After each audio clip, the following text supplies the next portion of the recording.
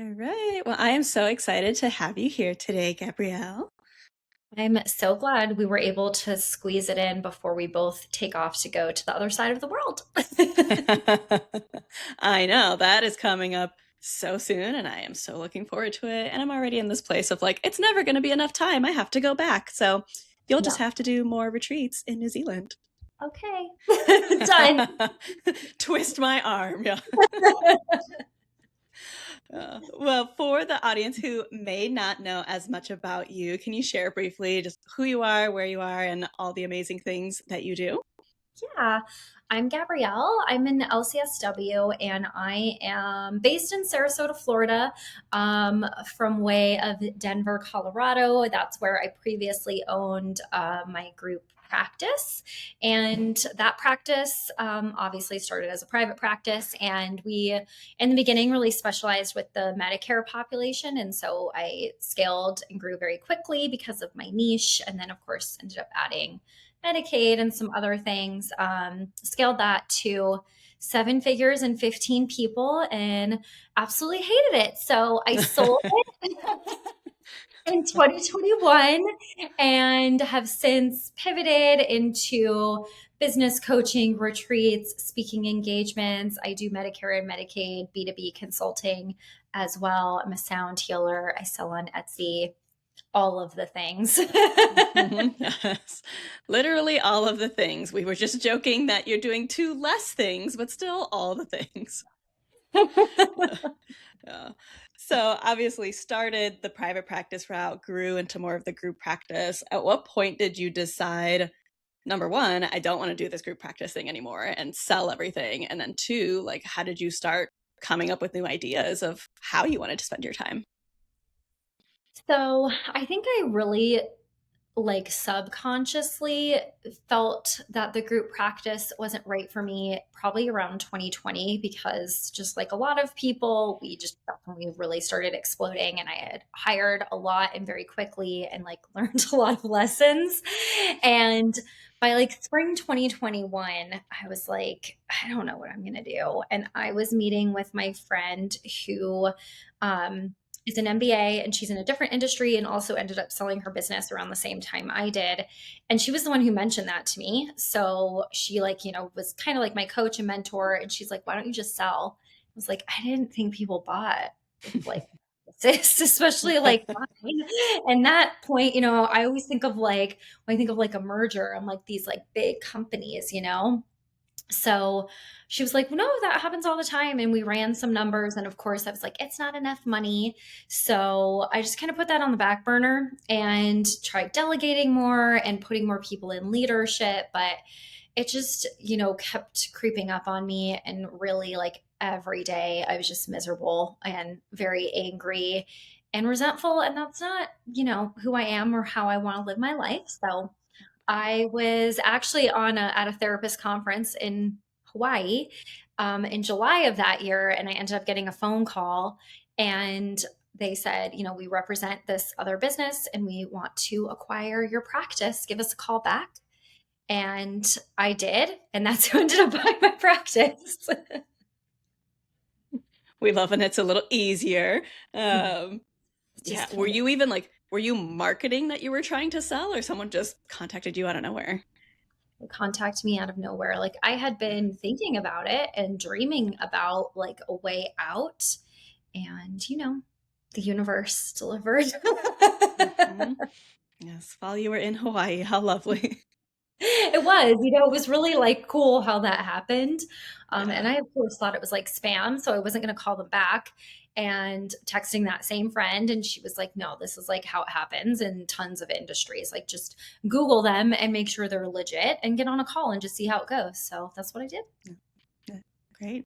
So you went through with that process, took care of, I'm sure, what was a bunch of fun legal signing things and all of that. And then did you take much of a break before diving into whatever was next? I kind of did. So I always, and this kind of answers your other question too. I just always been, I mean, maybe it's the ADHD, maybe it's just my human design or just like me, I don't know. But I've always just been somebody who's doing a lot of things. Like I would probably consider myself a hustler. Like I always had multiple jobs going through grad school and even like when I first started my practice. And so I kind of had some stuff on the back burner. I had already been doing trainings. I've been doing some consulting here and there and some like coaching as well. And I had started both of my Facebook groups by that time, but I was just so burnt out. And I was like, I don't really want to talk about like group practice stuff. Like I'm so over it. So I kind of took a little bit of a break because when you sell in pretty much every case, you're going to have to stay on for a period of time.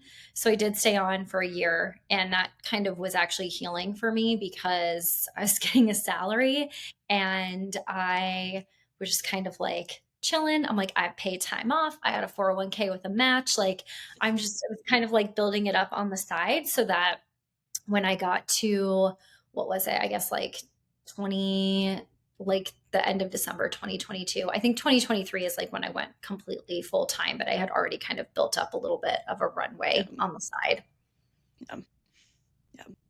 And so keeping very, very busy in typical ADHD nature, you were already doing lots of other things. And I've seen like, I get your ads all the time. So I see all the very cool things that you do, and they're all very needed, especially the people who you do take Medicare, Medicaid, and there are so many tough things around that. So obviously you're helping people not worry so much about clawbacks and feel like they can take that insurance and work with those people. So that's lovely. Like a shameless plug for you there. People go get that help if you need it. Um, in terms of all of the different things that you do you have a favorite thing or like My top two or three? favorite things are I love making content and like in kind of the same vein, I love training and like speaking. I love doing that. And I also love hosting retreats. Mhm. Easy Yeah. answer. Yeah. How many have you hosted at this point? Just me, I think like four, five, something like that. But I've co-hosted with Patrick a couple of times. I co-hosted with a previous like friend group of mine as well in Oregon. And I also have spoken at retreats and been a host at retreats and attended many, many retreats. So it feels like I have a pretty good groove going. Although something always comes up, I will say that as I'm talking about this, if that's like, if that's like perking your ears, like, ooh, retreats. I mean, it does get easier as you learn, but something always happens. So, which is fine. It's part Yeah. of it. It makes it Yeah. exciting. Yeah. Yeah. Exactly. I remember Patrick, this was maybe a year ago at some point. I signed up for one of his, it was like a retreat intensive of like learn how to do retreats. And I like what he said of, you know, being a retreat host really combines this like, I love organizing and planning and travel, and in that sense too, like something will always go wrong. Like when you are coordinating travel, when you are coordinating, depending on the size of your retreat, 10 to 100 people, like something's always going to go wrong. That's not the reason to not do it. Like it's never going to be perfect, but Mhm. it can also meet a lot of your personal needs and business needs to do Yeah. something fun that meets a lot of your desires too. I find that it's like a growth edge with that too, and which is good. Like it's good to be pushed a little bit, and it's true. Something will always happen, and the best laid plans, like it doesn't matter. Like even in Costa Rica this past November, I there was like a little miscommunication about the schedule that I had and the schedule that like the retreat center had, and so I had like spent all this time and money like printing out these really beautiful agendas, and they were wrong. So my husband was going through and like changing everything. And then as we kept going, I was like, just, it's too much. Like the whole thing is wrong. So then we just pivoted and we're like, we're just going to write it on this cute little chalkboard every single day. I'll take a picture. I'll put it in the WhatsApp. We're all in the same venue. Like nobody's going anywhere without me. It's so fine. Have to laugh about it and like figure it out because there's always something. Mhm. Mhm. Yes. Yeah. So that brings me to my question of like, with all of the things that you do, obviously you have some favorites. There are some things that I think when it comes to when I talk with therapists who want to explore things outside of therapy, we also think about like what are some not just fun alternative streams of income, but what are some more like passive ones? So with Mhm. all of the things that you do, which ones are more essentially like time and energy consuming versus which ones do feel like this is easier and so streamlined at this point that it feels more passive? Yeah, I would say my things that have become really passive, which is nice. And I'll preface this by saying there's a lot of work to get to this point, and Yes. I you know this too. Yeah. The digital templates and the courses, those they just sell because the way that everything has been built and the funnels and the marketing and the email sequences, like that just kind of happens. It's not enough for me to like pay all of my bills, but it's something. And I usually structure it in a way that I promote those things through emails, like when I'm traveling, so that I am still making money when I'm traveling. So those things are more passive. um, Sometimes like affiliate marketing can be passive as well, and like brand stuff, kind of depending on the situation. The things that take a lot of time and effort are like I do basically coaching intensive, so like VIP days, because that's my time where I'm sitting with somebody for 4 hours, trainings depending on how long they are, and retreats and like in-person events I do love, but it is a big lift, and I'm on the whole time. So when I'm in Costa Rica with people for a week, like even if we're not doing retreat stuff, like I'm still in that space with those people, and I'm very mindful of that in a good Mm, way, and also just mm, in a way to protect my energy, because I am introverted and I'm very sensitive, and I know that I need a lot of space and decompression and downtime. mm. Yeah. Which I think is something I've appreciated hearing you say explicitly on your retreats I've gone on is, giving yourself that permission of even though ultimately in some ways it can feel like a vacation, like we were in Belize together, like it felt very beautiful and vacation like, it is also still energy intensive. And I know you were like, yeah, I'm going to shut down the day after this and just be in a room by myself in the dark because yeah, like when you do something that takes a lot of work, even if you love it, it is still taking a lot of work. And so you do need to protect your time, even if this isn't therapy, right? It is still something that takes a lot of your energy. Yeah. And I think that's important to hear from like both perspectives, because I've also had people tell me when they look at like the retreat itineraries and stuff, they'll be like, "Ugh, there's so much like free time. Like, what am I paying for?" And I'm like, just wait. You just wait when you are in it. Mhm. And even in Costa Rica, I had a ton of downtime. It still wasn't enough. Like, and that's fine. Like, people were like, I'm going to sleep in. I feel very tired. I don't want to come to like, one night we had like a drum circle at the fire, and a couple people were like, I'm just going to bed. And I'm like, that is absolutely fine. Like, that's what this is about, is to protect your energy. And that's what also makes retreats so special, is like that you're able to do that in a place where you are like cared for and supported, and somebody cooks you a nice meal and you don't have to do any dishes, and then you just go to sleep. It's fantastic. I love it. Exactly. Yes, yes. So yeah, there's time intensive things you can do that are still very, very rewarding. And to your point too around like passivity of income, like I 100% agree with there are ways for it to feel more passive, but it takes a lot of work on the front end too with building out funnels and sequences and all that fun stuff. And I know you too, and you and I are very much on the same page of like, we don't do that ourselves. Like our time is precious. And so the value of team support in building out the funnels and the sequences and the PDFs and courses and stuff like that. Did you ever struggle with starting to hire out? Because I know so many people, myself included, felt like, oh no, I have to spend money without making money yet. So did you also struggle with that? And what'd you do about it? I did. And and when I first started, like the world was a little bit different, and we didn't have Chat GPT. Mhm. Like, so, and I also had a lot of time because I, was just still building up this business. So I did put more of my time, and I put a lot of time into like marketing and building up my Facebook groups at that point too, and learning. And then, as I got busier, I hired, like, I had a VA from the beginning.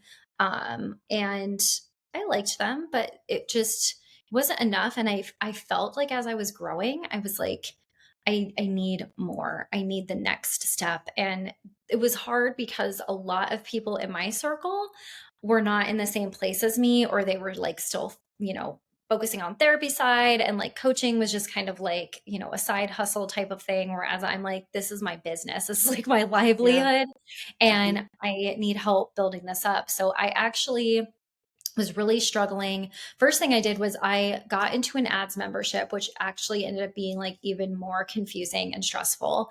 And in that membership, I was working with a copywriter, and I was like, okay, I think I need a copywriter like to help me with my emails, because I had really worked on building up my email list too. But she was super expensive, as copywriters are, or were. And so I couldn't use her, and I found another copywriter who's actually also a therapist. And then I met with her, and I was telling her about my business, and she was like, how are you doing all of this? And I was like, I'm getting really burnt out already, and I'm like starting to like see the signs of the past coming. I need help.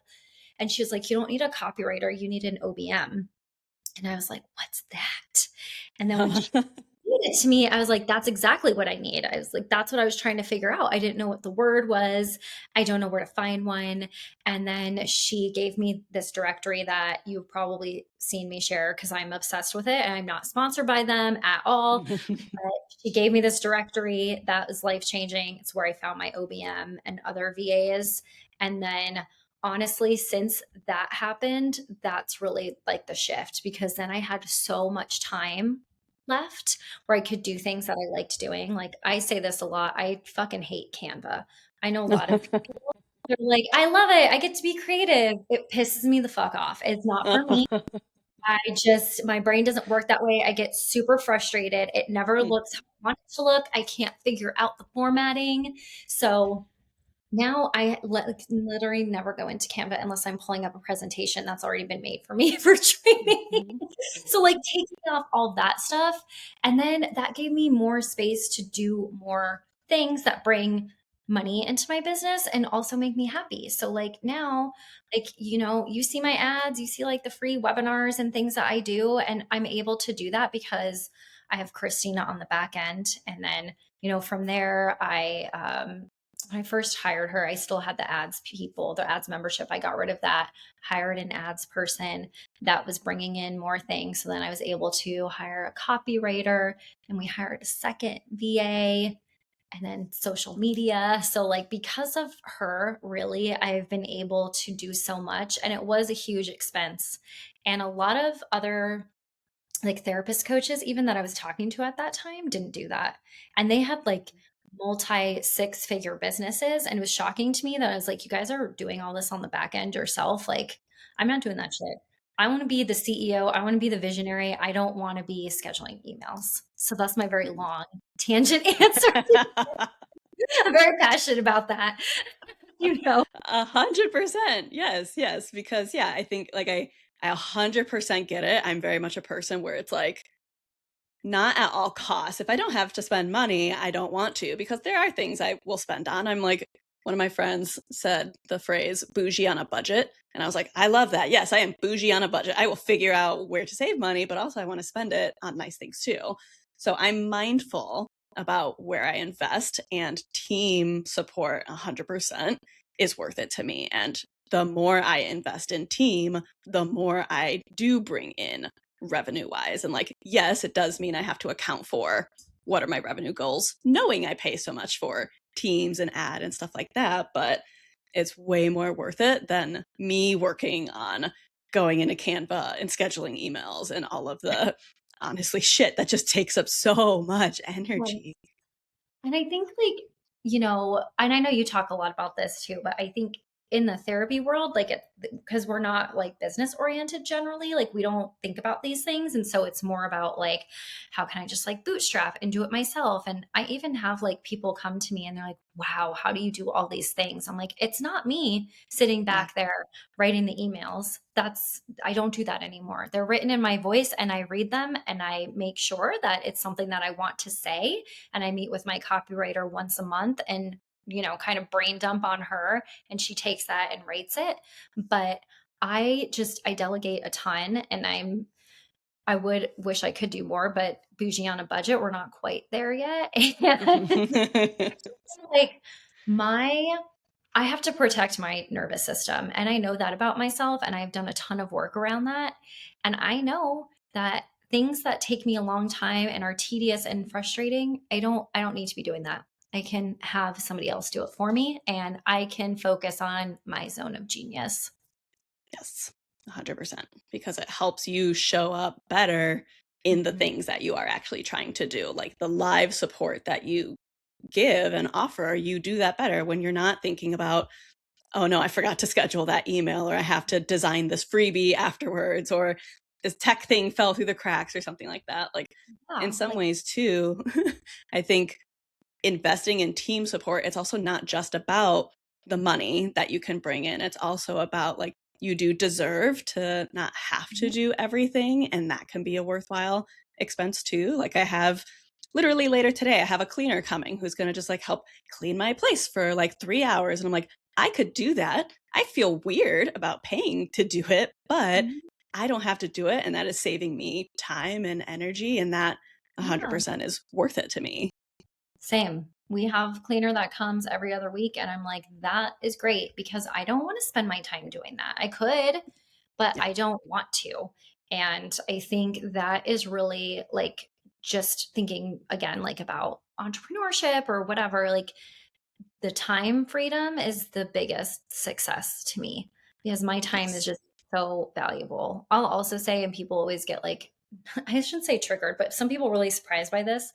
Biggest thing I did um, last May was I finally handed off my emails to my VA, and that was truly life changing. I now get like maybe on a really busy day, 10 emails, but Mm, everything gets forwarded to like our admin email box, and she manages all of that. And then if there's anything I need to respond to, she just forwards it to me.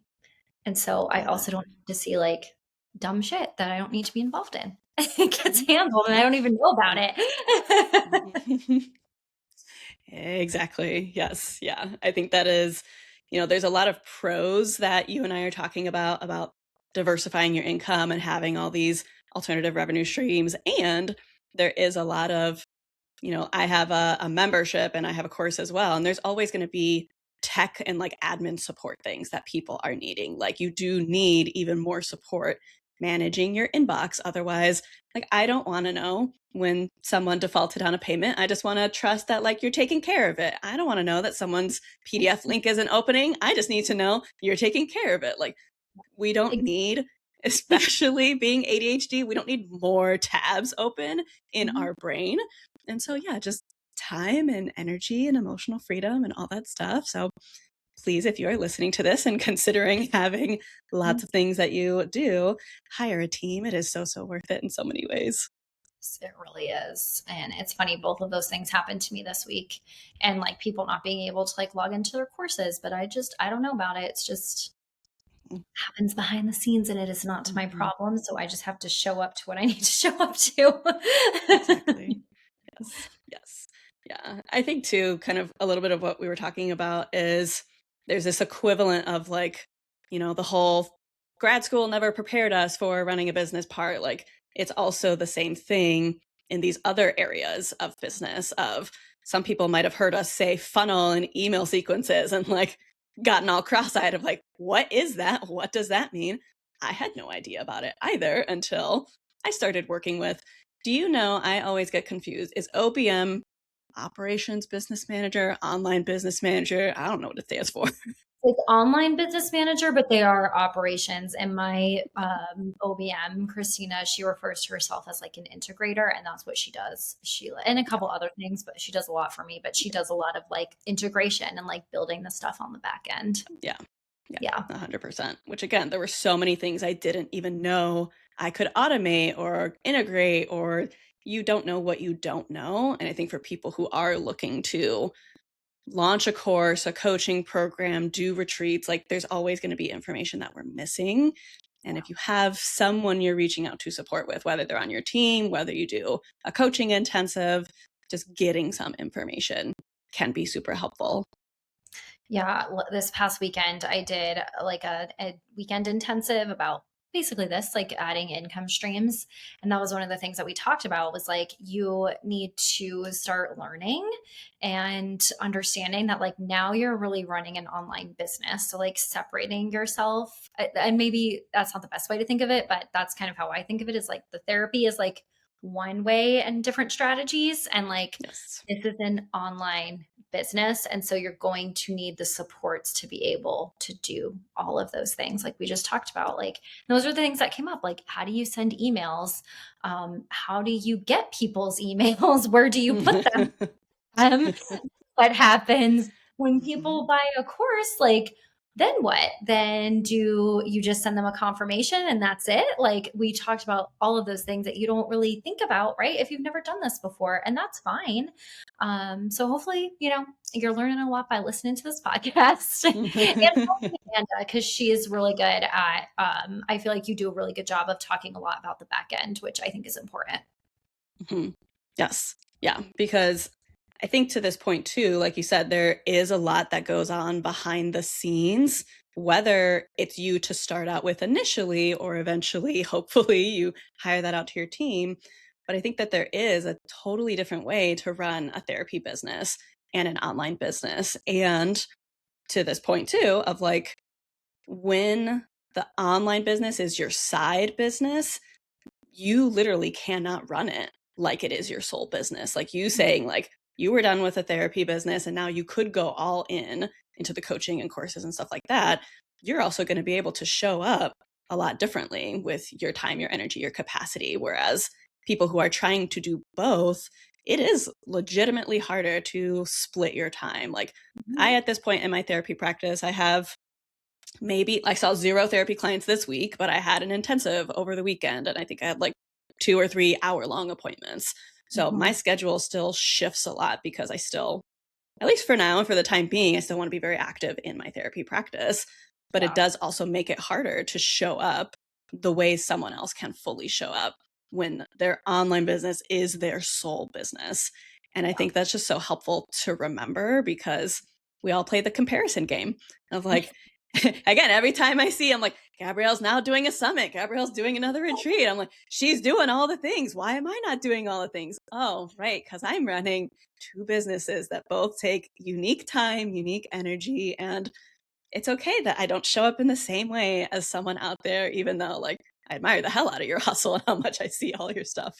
Well, thank you, because Gabrielle is doing everything very afraid, and she's her ass is on the line for a lot of money for summits and retreats. So just know also that there's always like another side to it, and it's true too. When I was like trying to do other things but still seeing a lot of clients, it was also hard with like the scheduling and just like the task switching, because sometimes it Yes. would be like, where can I fit in this like training when all of my clients are in the same spot every single week? And I was still seeing a lot of clients at that point, but I remember like that and being like, okay, I could maybe see like a coaching client here, and I'm talking about like scaling into a group practice, and then the next hour I'm like doing EMDR. This is like it's like good, it's too much for me. So you do have to remember that you know, I don't know if this is the best thing to say, but I guess I'm going to say it. Like a lot of it is smoke and mirrors. Okay. Like when you compare yourself to people online, which I do all the time, and then like you see what they're going through, like you will feel validated. Yes. Yes. 100%. Like I had Patrick on how will this work timing wise? Maybe your episodes will be like 6 weeks apart or something like that. But I had him recently, and we were talking about the whole doubt yourself, do it anyway mentality. And I told him, I was like, you probably don't know how much you've actually changed my life with that, because I'm a very anxious, scared person who was grown up being taught, don't take up so much space and just like be successful, but be cautious. And so I do a lot of things in my therapy and in my coaching business where like I'm still terrified every time. Like, I don't know if this is going to work out. I feel like a nuisance every time I'm doing a week-long launch and I'm all up in people's email boxes. I'm like, I'm going to get unsubscribed and people are going to get mad at me. But like I do those things anyway because number one, it's business. And number two, like it's ultimately building what I want to have in my life. And I'm so tired of waiting to try to be perfect at something and to try to, when I feel confident, when I feel ready, it's just like, nah, I'll just do it now. And if there's a typo in the email, fuck it, it's fine. And it's okay if people do unsubscribe and it's all good. Like you have to do it. You just have to do it. And I will also tell you, like, very similarly, I like didn't come from a family of entrepreneurs. I got the messaging, same thing, like get a stable job. Like even when I started my private practice, the response was like, why would you do that? You have this great job with great benefits. Like, what are you doing? And obviously I've come very far away from that. And like I used to cry if I was late to school because I was afraid that everybody was going to look at me. And I used to fake sick if I had to present in front of the class. I failed public speaking in college twice. And like, so I still get scared when I do all of those things. And my speaking coach, Ron, who's also a really good friend of mine, gets so annoyed when I say this, what I'm about to say, because I'm always like, I'm not special. The only difference between me and whoever is like, I'm just doing it. I just put it out there and I do it. And sometimes it feels like a failure, but I find that I don't even think of it as a failure anymore. I'm just like, it was a learning lesson. Like that didn't work. Mm-hmm. And I always still got something really good out of it anyway. Like even this intensive I was just talking about last weekend, we wanted to have 16 people sign up and we had 5. And I was like, okay, these 5 people are going to get an amazing weekend. And they did. And then 3 of them signed up for longer term coaching, which is amazing. Cause I'm like, now I get to help you actually build out the thing that we didn't have time to do this weekend. And I also don't know how I thought I was going to like coach 16 people because we didn't even have enough time for 5 people. So it ended up working out just like absolutely perfectly. And I'm like, that's the way it was meant to be. And it's fine. So. I mean, again, it's that comparison game of we feel like I have to have this certain number. I want it to look shiny and fantastic, but it's not always about how it looks on the outside. Like, yeah, I was filling up my mastermind in the past month and I had a maximum of 8 spots available. I filled 7 of them, which is still amazing. But my mind goes, but I didn't sell it out. And my coach was like, you had 7 people sign up for a mastermind and this is only your second time launching it. Like, that's still a fucking win. Please go celebrate it. Like, we are always going to have our big shiny goals. And sometimes you're going to meet them. Sometimes you're going to exceed them. Sometimes you fall a little bit short.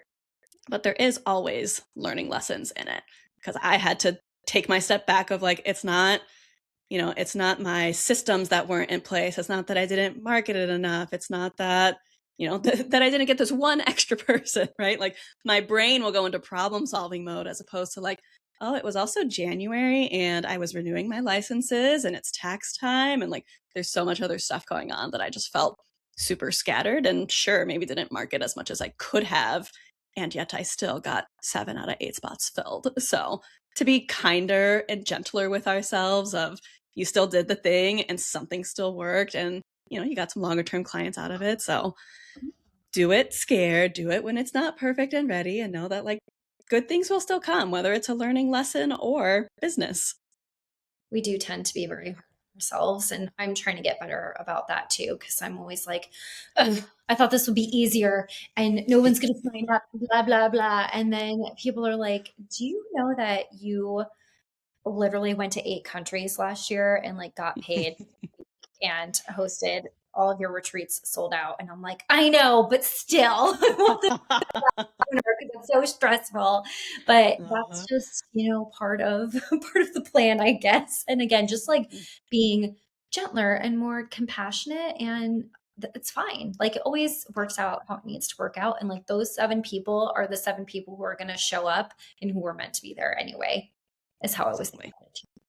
Yes. Yeah, exactly. I mean, I'm such at a place in the values of my business where I care so much more about fit and like value alignment than I do about maximizing the pretty number that like, oh, I sold out, I made a XK month or something. Like those are benefits. That feels good too, but my nervous system, my body needs to learn a lot more in terms of what like safety, comfort, stability, and confidence feel like, as opposed to what I think it's supposed to look like. That is like the biggest undoing that I feel like I've been working on forever, but has Mhm. also been coming up a lot for me for the past years. So you. Yes. Hmm. Yes. Which is why I'm very excited actually to go to this retreat you are hosting in May. Number one, it's in Palm Springs, and that you and I have already been there together for different purposes. But talk a little bit about the focus of that retreat and who it might be a good fit for. So I'm hosting that with my friend Jen, who also you've been on her retreats and conferences before as well. And in Scotland, actually, before the summit started, we were getting drinks at a bar, and she was like, "We should do a retreat for people who are just kind of more interested in like kind of alternative practices. One might call woo woo." And yeah, why not? Like, I have fully leaned into all of that, and I don't really see anybody else doing like a conference for this. So she literally had her notes app at this bar in Scotland, and we were like, who would speak about this? Who would speak about this? And we just started putting it together and came up with an amazing list. I am talking about sound healing, we have breath work, human design, Reiki, inner child healing, tarot, expressive arts, how to talk about this all ethically in your notes if you're worried about that. And also, I took an intuitive practitioner certification, which really helped me. I did level 1 and level 2 with Lori Lipton, who's a shamanic medium and a psychologist, and she's speaking. So that feels very fulfilling to me that like one of my mentors will be there too. So we put this together really for people who therapists, healers, coaches who want to integrate this into their work. If you're feeling called to, but you're not sure how, if you're just kind of curious or interested about it. But I know that, and I think a lot of us, right, know that intuition comes up all the time in therapy. And anytime you're like, maybe I should ask this question, that's your intuition. And so we really wanted to just expand on that and give a safe place for people to learn and get continuing education. And we do have it kind of like summit retreat style. So, like, learning is in the morning, and then in the afternoon, you can get readings with our speakers and some of our vendors. And we went back and forth forever on where the location was going to be. And Palm Springs it's definitely got a vibe there. The hotel that we're hosting it at is nestled like right in the mountains. The conference room, which it's not really a conference room, but where we're hosting the trainings, is all glass that we can open up, and you'll be looking out at the mountains and the palm trees. So, I mean, can't really think of a better place to integrate and learn about these things and have a little trip, get some continuing education, write it off. Mhm. My favorite. The best. Uh-huh. Yes, yeah. And I, Yeah. I wanted to I wanted to make that segue, not just to like again shamelessly plug that, because I will see you there. So please, if you're listening, come join us and have fun in Palm Springs. But I think like it is so I can talk about business strategy all day long, but like we know this as therapists. We know things all the time. We're very intelligent people. We can get something if we know to do it, but so much more often it is the mindset blocks. It is any like young child trauma. It is financial trauma. There is so many other things that are in our body and our brain that don't even let us move on the business strategy. And so I do think there's something to be said for like whether you do retreat like experience like this in Palm Springs, whether it's something you integrate into your own therapy that you are hopefully receiving. I think there is just more power to balancing not just the logistical brain-based stuff, but also listening to your body and helping that heal as well so that you can do things afraid, do things uncomfortable, be willing to take risks and see the really fucking cool things that can come out of it. Exactly. And I say that all the time too. And a lot of people come to me, right? And probably you too, where they're like, I want to do all of this and it's coming. There's clearly fight or flight energy and it's very chaotic, or they'll be like, I did this, it didn't work. I did this, I have all these 20 different things. And I'm like, yes, I also have 20 different things, but I started with one. And like, if you are doing all of these things out of fear and desperation, they will be chaotic and they won't land and it won't work because you have to, sorry to bring up polyvagal, it's my fave, but you got to be in your ventral vagal space, you got to be regulated so that your executive functioning or dysfunctioning, your logical reasoning is all online because those things support you. And that's where you make good decisions and you're not impulsive about just like hiring some random person and then you get burned, right? Like I hear that all the time, which can still happen from a place of regulation. But I do see that a lot when people are just like, whatever, I just need help. And this was the first person and they were cheap and I'm just going to take them, right? And so it's so extremely important because you can't take in that strategy and make those shifts like when you are just 100% just totally in the fear. Like yes, we work through fear and we move through it, but there is a time and a place and like a strategy even behind that too. And it's super important for you to just do that inner work because those things do come up. Lots of inner child stuff is going to come up as you move into a new space. Mm-hmm. We both know Yes. that for sure. Yes. Yes. Well, my therapist has, job security for me, especially. And so does my coach, quite honestly, because she's also very talented with addressing the mindset stuff and helping me to discern like what is actually the problem here. Is it a marketing problem or is it Amanda has this fear or anxiety about this kind of problem, which does legitimately help me make better business decisions as well as just feel better in my day-to-day life to know what is the actual problem here. And it's usually I need more healing. Ah, shit. I guess I got to work on that more. So. Why is this coming up once again? Yes.